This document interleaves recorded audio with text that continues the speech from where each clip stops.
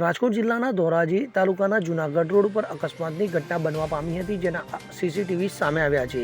ધોરાજી તાલુકાના Junagadh road Reliance mall પાસે દૂધ ભરેલ વાહનને મોટરસાયકલે અડફેટે લીધાની ઘટના બનવા પામી હતી। આ અકસ્માતમાં મોટરસાયકલ પર સવાર 3 વ્યક્તિઓને ઈજા પહોંચી હતી અને 101 એમ્બ્યુલન્સ રિપીટ અને આ ઘટનાને પગલે 108 એમ્બ્યુલન્સને જાણ કરવામાં આવતા તાત્કાલિક 108 એમ્બ્યુલન્સ ઘટના સ્થળે દોડી આવી 3 ઈજાગ્રસ્તોને સારવાર માટે ધોરાજી તાલુકાની સરકારી હોસ્પિટલ પાસે ખસેડવામાં આવ્યા હતા, જે બાદ વધુ સારવાર અર્થે ત્રણેયને જૂનાગઢ હોસ્પિટલમાં રિફર કરવામાં આવ્યા હતા। તો ધોરાજી તાલુકામાં મોટા વાહનો બેફામ રીતે ચલાવતા હોય છે અને નાના વાહન ચાલકો અને રાહદારીઓને આને ભોગ બનવું પડતું હોવું સામે આવ્યું છે। અલ્પેશ ત્રિવેદી સાથે CN24 ન્યૂઝ ધોરાજી।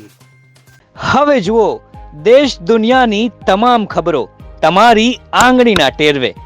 ઉઠાવો મોબાઈલ અને ગૂગલ પ્લે સ્ટોર પરથી ડાઉનલોડ કરો અમારી CN24 ન્યૂઝ મોબાઈલ એપ।